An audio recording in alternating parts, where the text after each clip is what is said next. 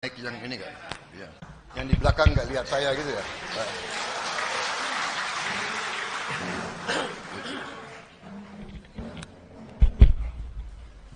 Bisa dengar ya suara saya?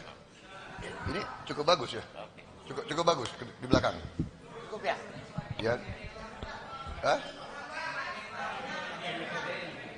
Coba aja Pak ya.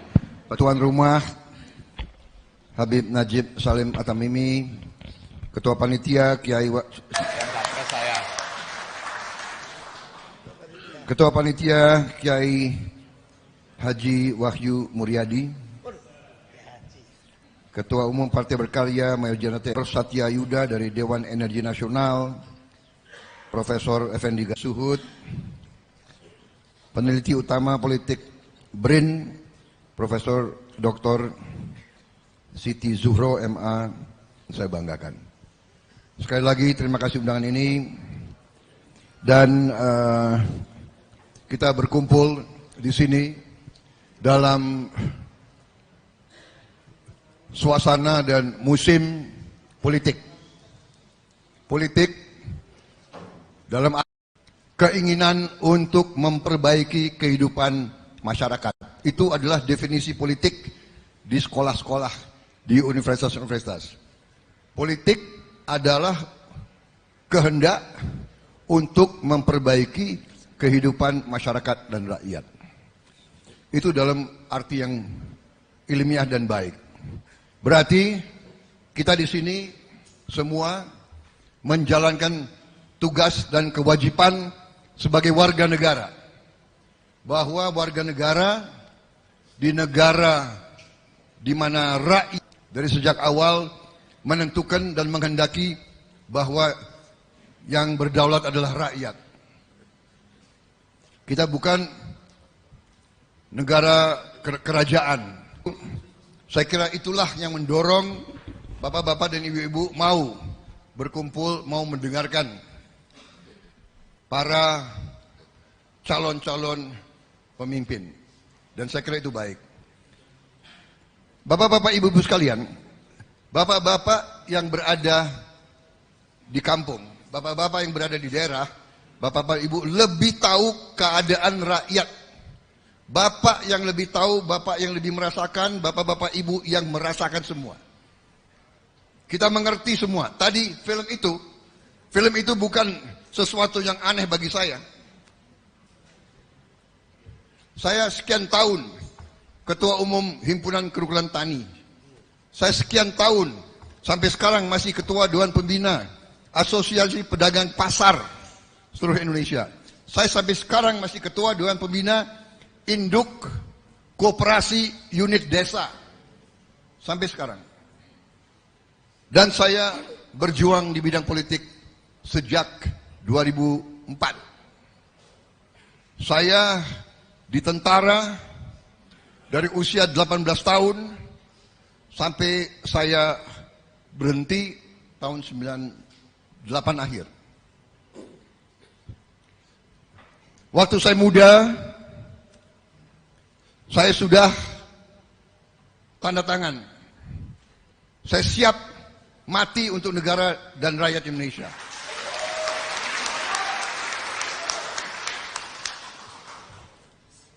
Dan saya memilih berbakti dan mengabdi di pasukan tempur. Pemberontakan banyak operasi. Sekarang rodo muda. Sekarang jiwa masih muda. Tapi dalam pemikiran kita waktu itu, kita mau bagi tugas. Kami di tentara, kami ingin jaga bangsa dan negara. Kita jaga rakyat kita. Dan kita memberi dan membangun bangsa dan masyarakat kita. Karena dari kecil kita yang cinta bangsa dan negara, kita ingin bangsa, negara dan rakyat kita hidup dengan martabat, hidup dengan harga diri. Dan untuk itu tidak boleh ada rakyat kita yang hidup seperti tadi di film itu.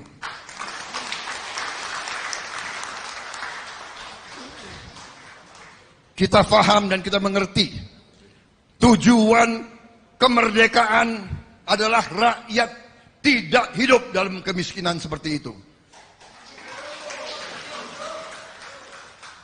Dari awal itu pengertian kita, itu keyakinan kita. Karena itu kita siap. Saya sebagai anak muda waktu itu, saya siap mati untuk republik ini. Agar rakyat kita bisa hidup makmur dan tidak seperti itu. Saudara-saudara. Kita mengalami ratusan tahun kita dijajah oleh orang asing. Ratusan tahun. Dan kita tahu dari sejarah, kita faham, kita mengerti bahwa kekayaan kita terus diambil. Kekayaan kita terus, bukan kita yang ke Eropa, orang Eropa yang ke sini. Mereka datang waktu itu, mereka cari kekayaan kita, rempah-rempah kita, karet kita, minyak kita, semua. Dan mereka memperlakukan kita sebagai makhluk yang rendah. Kita disuruh kerja paksa. Kita tidak punya harga diri. Bahkan di tempat-tempat umum mereka pasang papan-papan prasasti Honden and Inlander Verboden. Saya masih lihat Letnan 1 Prabowo Subianto tahun 78, Komandan Kompi 112, prasasti Verboden for Honden and Inlander, dilarang untuk anjing dan pribumi. Yang di bawah ini salah, bahasa asli Belanda itu Verboden for Honden. Honden dulu, Honden itu anjing, baru pribumi. Jadi kita dianggap lebih rendah dari anjing.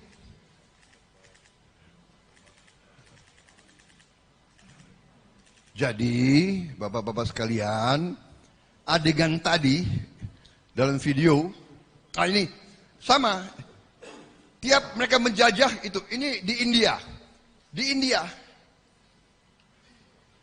dogs or Indians not allowed. Dogs and Indians, di sana kan orang India. Lalu pribumi selalu orang India, kita selalu kita dianggap di bawahnya anjing. Saya ini perlu sampaikan karena banyak di sini banyak generasi penerus ya, bahwa kita lupa bahwa kita selalu diadu domba, kita selalu dipecah belah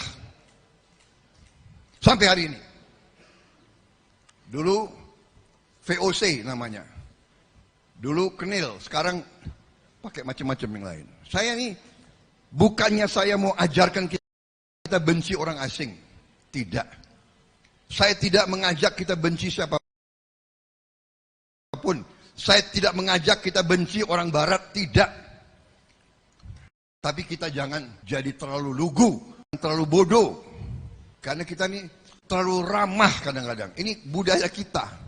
Iya kan? Budaya kita ini ramah. Coba kalau ada rumahnya luar biasa ini, ya kan? Lebih besar dari rumah saya itu.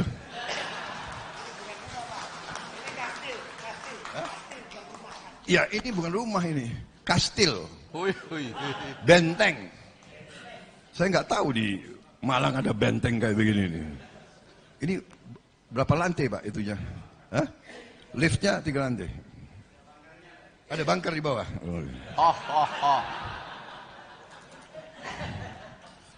Tapi coba ya, di rumah kalau bapak-bapak kedatangan tamu, iya kan? Pasti tamunya dipersilakan kan?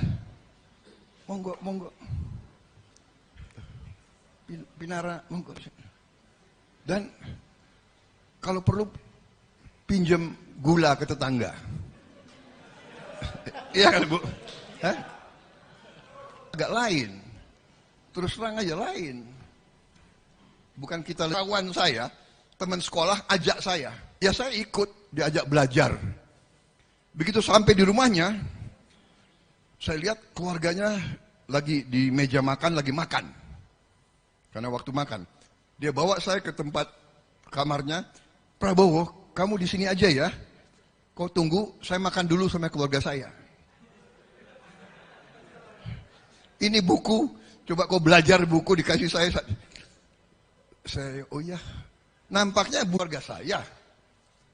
Ini makan malam untuk keluarga saya. Kamu bukan keluarga saya. Saya ajak kamu belajar, bukan ajak makan.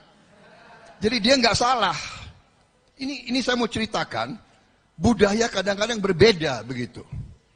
Jadi sifat kita ini kadang-kadang terlalu baik. Apalagi ketemu orang asing, iya kan? Kalau ketemu Londo, kayaknya hebat. Padahal di sana nggak jelas kita, iya kan? Nah, sekali lagi, saya tidak memanas-manasin, tidak. Tapi ini benar, karena ini jawaban terhadap adegan tadi. Jadi, setelah saya pelajari, dan saya sudah tulis buku, berbagai buku saya sudah tulis, dan saya sudah bicara. Dari sejak awal saya putuskan saya harus masuk politik. Kenapa? Saya lihat sesudah tahun 98 arah bangsa kita salah. Kita terlalu percaya dan terlalu manut dan terlalu mengikuti dari barat.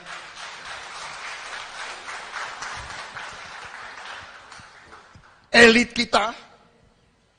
kita sebagian besar belajar ke barat. Termasuk saya. Elit kita terkesima oleh barat. Termasuk saya juga. Saya dulu terkesima sama barat. Waktu muda, begitu hebat. Amsterdam hebat. Rotterdam hebat. Paris hebat. London hebat. Waktu saya. Jadi saya yang dulu ajaran nenek moyang kita, ojo gumunan. Saya dulu gumunan. Kagum, kaget. Lama-lama saya belajar sejarah. Itu dibangun dengan kekayaan kita, saudara-saudara kalian. Amsterdam, Rotterdam itu dibangun dengan kekayaan dari kita semua. Nah, pertanyaannya adalah yang pinter siapa? Kalau mereka bisa mengambil kekayaan kita, yang pinter siapa? Dan yang bodoh siapa? Kita harus mawas diri. Kalau kita diberi kekayaan oleh Yang Maha Kuasa, kita diberi harta, tapi kita tidak jaga harta itu, kita tidak mengelola harta itu, dan orang lain ambil harta itu, salah siapa? Kalau kita katakanlah naik bus, dompet kita hilang, itu salah siapa? Salah pencopet atau salah kita? Menurut saya itu bukan salah pencopet, profesi dia adalah copet. Itu salah kita. Kita tidak menjaga kekayaan kita. Berarti kalau bangsa kita tiap tahun selama puluhan tahun, ratusan tahun kekayaan kita tidak tinggal di Indonesia, itu salah siapa? Salah orang yang ambil atau salah kita sendiri? Kita harus koreksi diri. Saudara-saudara sekalian, inilah perjuangan saya. Saya sudah tulis buku. Saya minta maaf, tadinya saya mengira yang hadir hanya 100 orang. Saya bawa buku hanya 100 kalau tidak salah, ya. Tapi saya tinggalkan, dan kalau bisa nanti kita segera kirim, ya kan? Pakai apa ya? Titipan kilat, saya kirim segera supaya bisa semuanya bawa buku. Bapak-bapak bawa pulang buku saya. Tolong bapak-bapak buka buku saya, pelajari, baca. Kalau ada yang bapak anggap tidak benar, atau bala kosong, atau sesuatu yang bohong, dibuang aja buku itu. Jangan nggak usah diperhatikan, tapi tolong dipelajari. Jadi inti daripada buku saya akan ringkas. Intinya adalah bapak-bapak sekalian, sejak ratusan tahun tentunya mereka jajah kita, kekayaan kita diambil keluar. Di situ Bung Karno waktu berjuang, dia bikin pidato yang terkenal, Indonesia menggugat, di mana dia menjelaskan kenapa Indonesia harus merdeka, karena bangsa Belanda mengambil kekayaan kita terus-menerus. Dia sebut semuanya. Angkanya, karet diambil, minyak bumi diambil, kopi, teh, segala macam. Setelah kita merdeka, setelah tahun 50, 60, dan 70, sampai 98, saya melihat data-data ekonomi hampir tidak berubah. Hampir tidak berubah.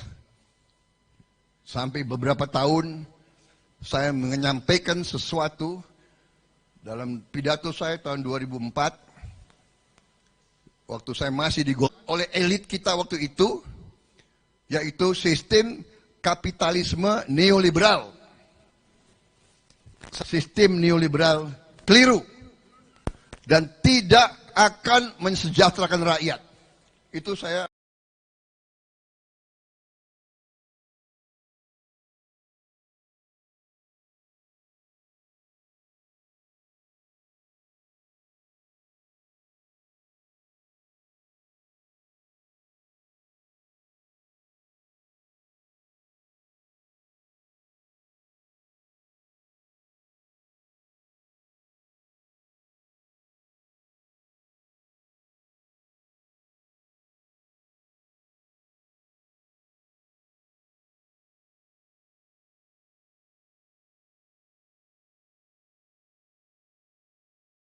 Itu saya sampaikan tahun 2004. Dan saya bikin buku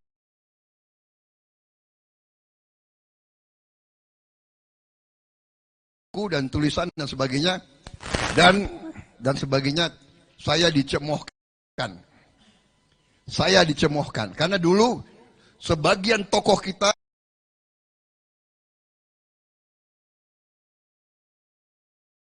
sebagian elit kita masih neoliberal. Apa inti dari sistem kapitalisme neoliberal? Sistem kapitalisme neoliberal mengatakan boleh yang kaya segelintir orang. 1% boleh kaya. Nanti kekayaan itu akan menetes ke bawah. Itu teorinya itu. Biar yang kaya sedikit, kekayaan nanti akan menetes ke bawah. Ternyata ini keliru. Netesnya mungkin butuh waktu 200 tahun, kita sudah mati semua. Dan ini adalah neoliberal. Di Indonesia masih ada yang bertahan. Sekarang tokoh-tokoh barat, Hillary Clinton, coba. Dia sendiri mengatakan, ya kan? Ekonomi menetes ke bawah, harus dikubur dalam-dalam. Itu tokoh barat semua. Lanjut. Ini ketua IMF, sama dia mengatakan, sistem ekonomi menetes ke bawah, meningkatkan kesenjangan pendapatan, menciptakan ketidakadilan di hampir semua negara. Ketika yang kaya semakin kaya, kekayaan tidak menetes ke bawah. Ini tokoh-tokoh barat sudah ngomong begitu. Saya bertanya dengan segala hormat, adakah tokoh-tokoh Indonesia yang berani mengatakan seperti itu sampai sekarang? Padahal bapak-bapak, kiai-kiai yang dekat sama rakyat, bapak-bapak merasakan.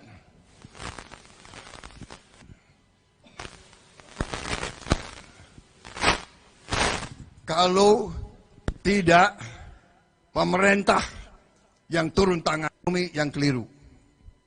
Saudara-saudara sekalian, Jadi, kita masih miskin banyak, kita harus mengerti penyakitnya itu apa. Ya. Kalau badan tidak sehat, kita periksa ke dokter, periksa darah, ketemu, oh, kolesterol terlalu banyak, ya kan? Gula terlalu tinggi, atau apa. Nah, kita pelajari situasi ekonomi Indonesia ternyata benar. National wealth artinya mengalir keluar kekayaan nasional. Dan ini sudah berjalan terus-menerus sekian tahun. Baru berubah beberapa tahun ini dan harus diakui ini salah satu prestasi dari pemerintah yang dipimpin oleh Pak Jokowi.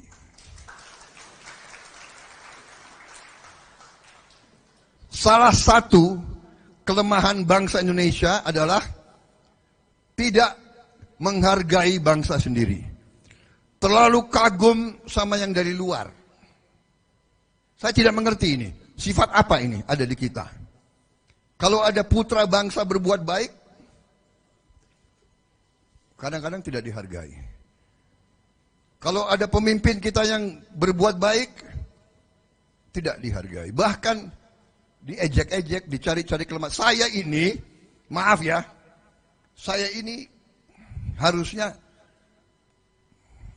Anda kan tahu saya ini dikalahkan oleh Pak Jokowi. Ketawa lagi. Orang kalah diketawain. Aduh ini. Kalahnya 2 kali lagi.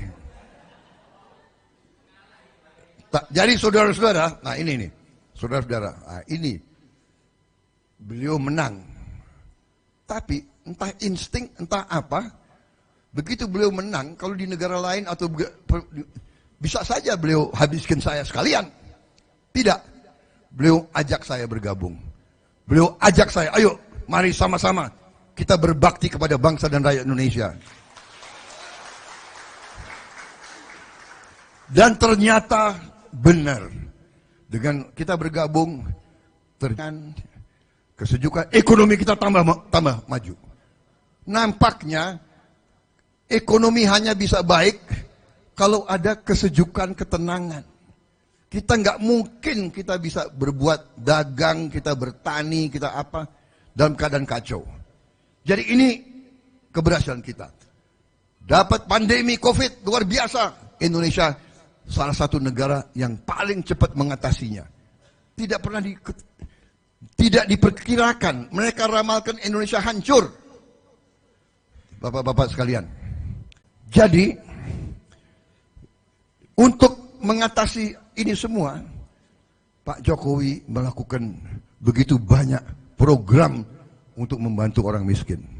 Saya minta dipasang slide, ya, terutama yang apa ya, yang kartu-kartu semua yang sudah di, ya.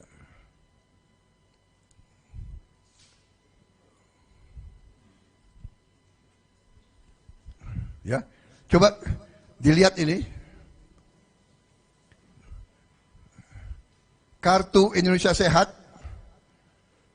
96,8 juta orang BPJS gratis. 236 juta layanan kesehatan gratis tahun 2022. Kartu Indonesia Pinter anggaran 12 triliun, 17,9 juta siswa. 2,2 juta siswa sekolah agama, 908.000 mahasiswa, 67.800 mahasiswa agama. Kartu sembako, 18,7 juta keluarga menerima manfaat. Program Keluarga Harapan, 10 juta keluarga penerimaan manfaat. Ini bukti keberpihakan pemerintah. Ini kebijakannya Pak Jokowi. Dan sekarang banyak orang yang nyerang-nyerang, yang jelek-jelekin Pak Jokowi. Saya kira ya, mbok ya kita hormatilah orang yang sudah berbuat baik, yang buat benar. Bahwa kita masih harus berbuat lebih, benar. Bahwa kita belum puas, benar. Bahwa banyak yang belum sempurna, benar. Tapi Mari lihat. Saya kira para kiai, para ustadz-ustadz saya mengajarkan, katakanlah yang benar-benar dan yang salah-salah. Ya kan? Hanya untuk kekuasaan orang bersedia untuk menjelek-jelekan. Saya tidak pernah mau menjelek. Saya dijelekkan, saya difitnah, saya dihujat. Bapak-bapak saksi semua. Saya tidak pernah menjawab. Saya tidak pernah membalas.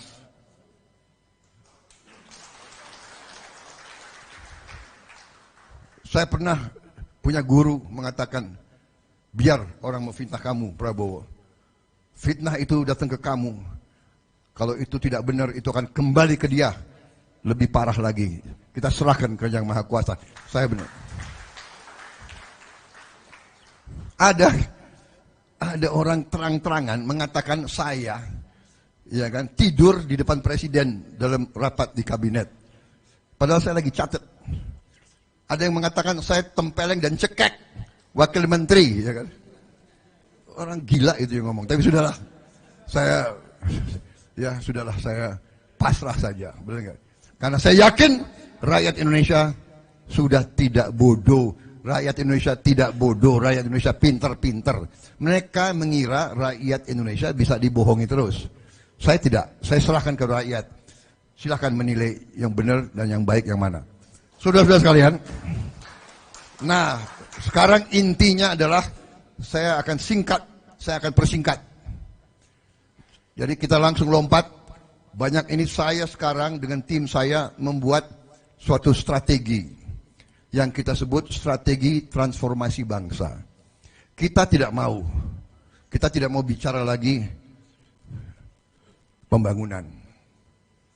Pembangunan itu normal. Pembangunan itu biasa. Kita mau bicara transformasi. Kita mau bikin transformasi. Kita akan lompat.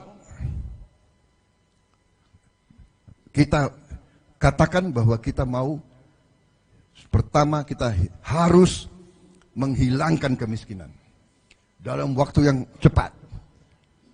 Bukan mengentaskan kemiskinan, ya kan? Bukan mengurangi kemiskinan kapan-kapan. Rakyat kita susah sekarang. Ya kan? Cara kita bagaimana? Kita punya 8 visi misi. Nanti bisa dibaca. Kita punya yang disebut Asta Cita, ya kan? 17 program prioritas, 8 program hasil terbaik cepat. Bisa disingkatkan aja. Hanya supaya ada slide. Ini semua ada. 8, ya. Asta Cita, 8 cita-cita kita. Lanjut. 17 dulu, 17 program, ya. Di 17 ini, pertama, swasembada pangan, energi air. Di bawah itu pemberantasan kemiskinan. Hilangkan kemiskinan. Dan semuanya tersedia pupuk, benih, pestisida langsung ke petani. Tidak liwat siapa-siapa. Tidak liwat siapa-siapa. Catat, rekam, Prabowo Subianto kalau jadi Presiden Republik Indonesia, pestisida, pupuk langsung ke petani, tidak liwat perantara.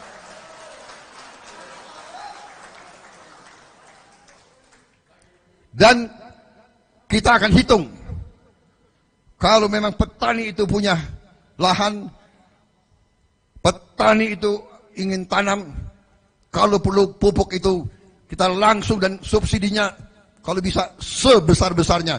Petani itu produsen, petani itu menghasilkan makan, petani itu pahlawan masa depan bangsa Indonesia.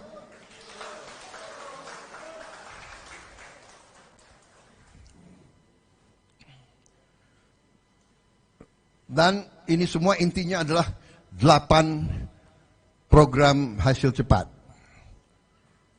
Yang pertama,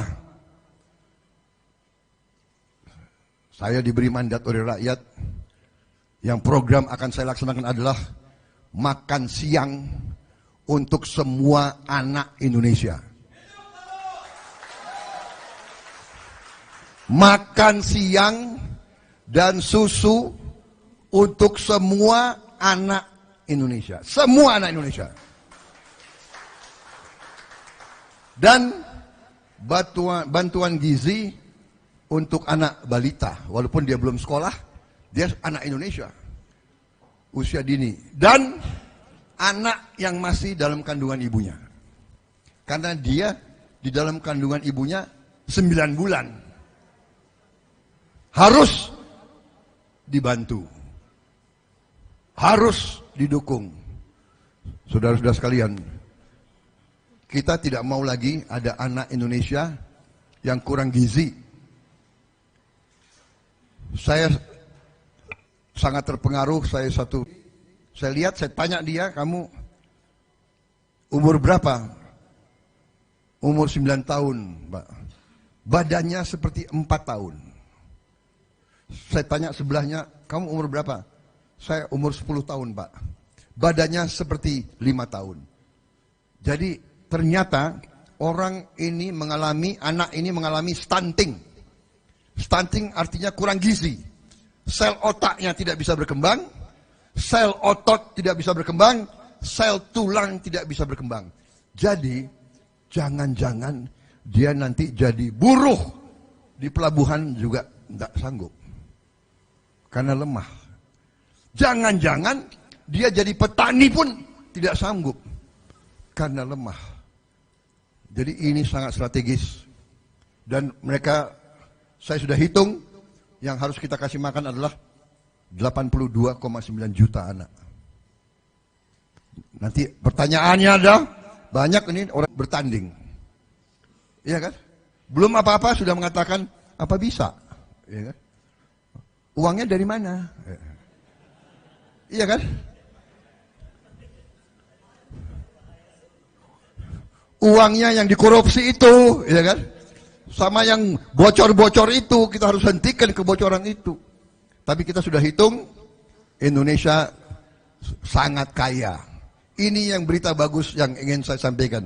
Ternyata Indonesia kekayaannya di luar dugaan kita.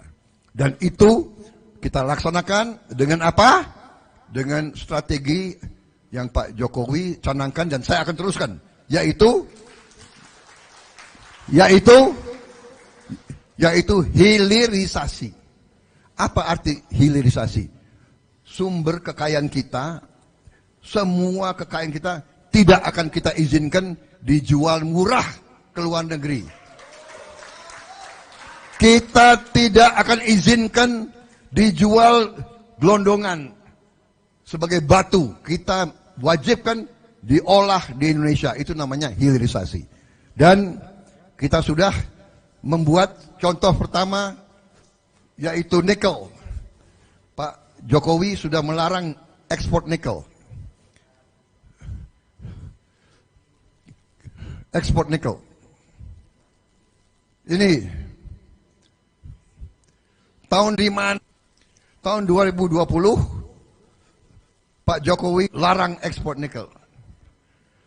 Tahun 2022 penghasilan kita naik 1000%, 10 kali lipat, jadi 33 miliar dolar. Bapak-bapak, ibu-ibu sekalian, dalam 2-3 tahun ini terjadi perang Ukraina. Karena perang Ukraina, harga BBM seluruh dunia naik.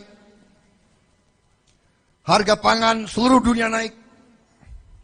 Harga pupuk jadi langka. Karena inilah kita punya uang untuk subsidi. Kalau tidak, banyak negara sudah bangkrut. Indonesia masih bertahan. Ini baru satu. Ini nilai tambahnya. Kalau kita izinkan ekspor dijual murah gelondongan, yaitu begitu kita olah jadi nickel sulfate naik 11 kali. Begitu jadi precursor naik 19 kali. Begitu jadi katoda naik 38 kali.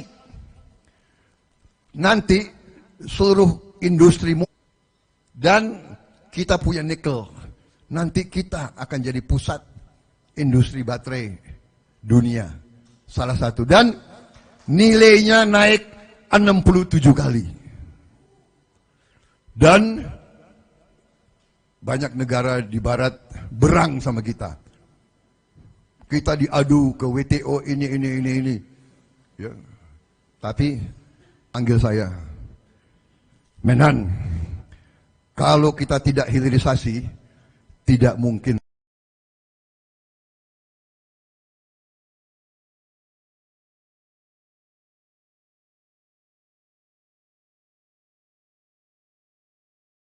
ya kita makmur. Tidak mungkin kita akan jadi negara ya seperti sekarang itu. Rakyat kita harus puas dengan gaji yang kecil. UMR terus. Kita tidak mau. Kita mencanangkan hilirisasi. Dan tidak hanya nikel. Kita sudah punya 21 komoditas yang akan kita hilirisasi. Ada 8 sektor yang utama. Ya, mineral, batu bara, minyak, gas bumi, perkebunan, laut, perikanan, kehutanan. Dan komoditasnya 21. Batu bara, nikel, timah, tembaga, boksit, besi baja, emas, perak, aspal dari Buton, minyak bumi, gas bumi, kelapa sawit, kelapa, karet, biofuel, kayu, getah pinus, udang, ikan, rajungan, rumput laut, garam. Akan kita hilirisasi. Kita juga sudah punya rencana. Kita sudah bikin ini contoh nilai tambah hilirisasi nikel. Tadi sudah saya jelaskan, di ujungnya kita akan bikin kendaraan listrik. Lanjut. Ini tembaga. Tembaga juga begitu. Konsentrat 2 kali, katoda naik 3,9 kali, copper billet 9 kali, copper wire 24 kali, kabel listrik 71 kali, penggerak motor listrik 39 kali. Ini dampaknya. Lapangan kerja terbentuk, naik, peningkatan sekian puluh miliar, ujungnya ekspor. Lanjut. Boksit, tembaga, lanjut. Timah, gas bumi, lanjut. Minyak bumi, semua akan naik terus. Terus, lanjut.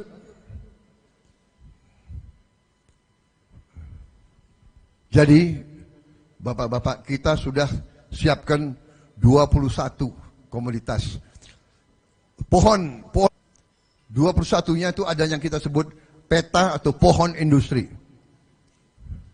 Kita sudah rencanakan ini detail. Jadi saya mau cerita. Di Jepang, 1 kilang minyak menghasilkan 70% BBM untuk rakyat Jepang.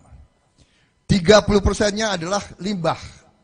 Limbah ini digunakan oleh 40.000 pabrik. 1 kilang menghasilkan 40.000 pabrik. Bisa bayangkan nggak kalau kita punya 1, 2, 3 kilang minyak, 4, 5, 6 smelter, puluhan ribu pabrik, berapa ratus ribu anak-anak.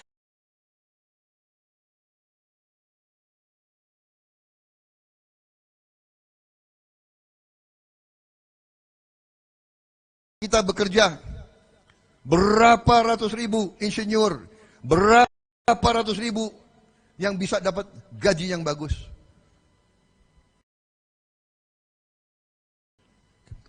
Ini yang kita sebut pohon industri. Bisa dilihat, kita tidak mau jual murah, kita mau nanti ini semua. Industri ini, industri ini, industri ini, industri. Lanjut. Pohon industri nikel. Selama ini kita jual murah batu, enggak. Kita mau hasilkan pabrik, ribuan pabrik. Lanjut.